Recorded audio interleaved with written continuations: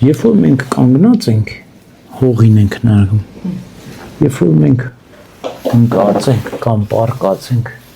երկնքին ենք նայում, երբ որ մենք առողջ ենք, հաջողակ ենք,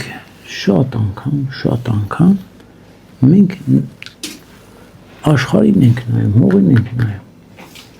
երբ որ մենք ընկնում ենք, երկնքին ենք նայում, ապավինում ենք Տիրոջը, ձգտում ենք Աստծո ողորմություն ենք խնդրում, աղոթք ենք անում, Իհարկե, սա իմաստուն մտքի բարակային, երբ որ մարդու միտքը իմաստուն է,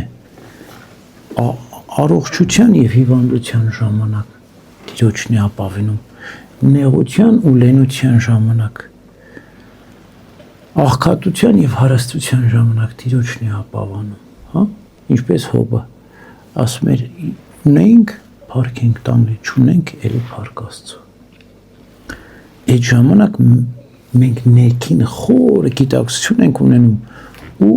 կախվածություն չունենք առողջությունից եւ հիվանդությունից, աղքատությունից եւ հարստությունից, որտեւ երկուսն էլ վտանգավոր են։ Սողոմոն իմաստունն ինչ է ասում, Տեր Աստված, ինձ մի տուր շատ աղքատություն, որպեսզի քեզ չուրանամ,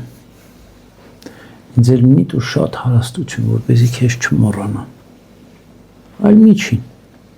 միջինը որն է, որ մենք իմաստուն ենք, կարողանում ենք ամեն ինչի մեջ գոհանալ Աստծուն, որտեվ հիվանդություն ինքը արտաքին է, դու որ իմաստուն ունես, հիվանդությունից մեծ շահ կստանաս։ Հիվանդություն ամենամեծ շահ հիվանդության որն է։ Աշխարհությունը։ Խոնարհությունը։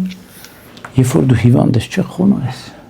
Խելոքից էլի չես կարող խելոքանում ես, գառնուկ ես դառնում։ Հələ դու առողջ ես։ Տարտարքն ես։ Հələ թարս նայեց ինձ, հələ սրա նայ է։ Հələ բալա առողջը մի կողմ, բա որ մի քիչ էլ պաշտոն ունես, բա որ մի քիչ էլ փող ունես, բա որ մի քիչ էլ փառք ունես։ Տեսնում ես որ չէ։ Այսօր մի տղա ինձ մոտեցիլ ասում է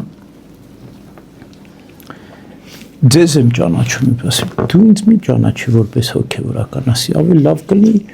լավ հոգևորականներ շատ լինեն, եւ ինձ դու մի գովի,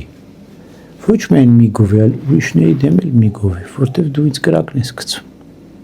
մի գովի դու ինձ, եւ դու ուզում ես, եթե եկեղեցին աճի, այս քո զավակներից մեկին տար հոգևորական թո դառնա, թո լավ հոգևորական դառնա, մեր ազգին պետք են լավ հոգևորականներ, այսինքն ինչ իմաստ ունի գովասանքը չի օգնում մարդուն, խանգարում է, մարդը կուզենա կհպարտանա, կուզենա չի հպարտանա, հետի մարդուց բայց խանգարում է, երբ որ Քրիստոս բուժում էր, չէ, ասում էր ոչ ոքի չասեք, բայց ինչքան էլ ասում են, այնքան գնում են տարածում են, եւ ինչ էր տեղենում, տեղեր կա չէր կարողանում Քրիստոս մտներ, որտեղ արդեն լուրը տարածվել էր, լցվում էր ժողովուրդը գլխին, Քրիստոս Աստված էր, այդ զորություն ուներ, կարողանում էր տար, բայց մեզ սովորեցնում էր, որ մի գովեք, մի ասեք, այդ ձեր գովասանքը օգտակար չի, վնասակար է, որտեղ Աստծո գործը գովի էդի, մարդ չփառավորի, Աստված կփառավորի, այստեղ չփառավորի, երկնքում կփառավորվի, երբեք չի կորչի Աստծո բարի գործը, կմնա, միշտ հավիտյան կմնա, ուրեմն մենք պետք է այս գեղեցիկ ամեն ինչի մեջ սովորենք Աստծուն փառք տալ, ամեն ինչի համար, թե ուրախության, թե տխրության, թե առողջության, թե հիվանդության,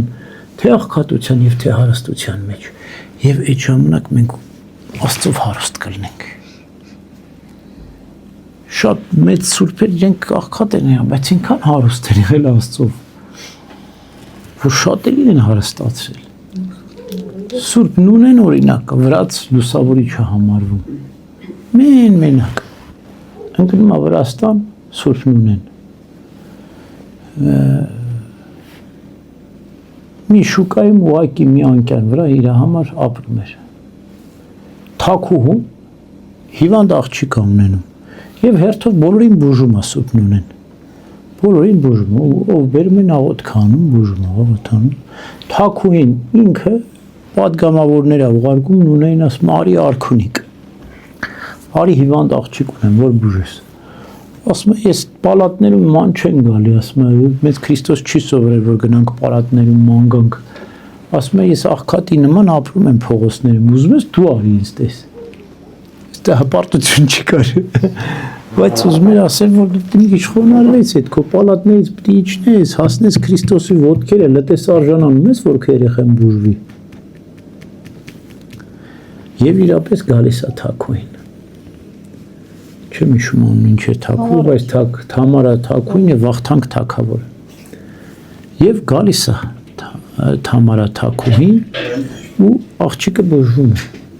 Դել գնում ամուսնուն ասում Վախթանգին։ Եվ այդպես Վրաստանը դարձի է գալիս։ Մի խեղճ ու կրակ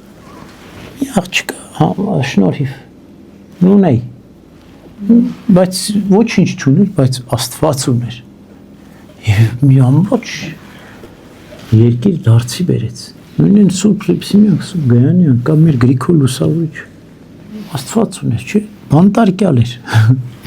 մահապարտ էր, բայց ամբողջ ազգը դարձի բերեց։ Ամեն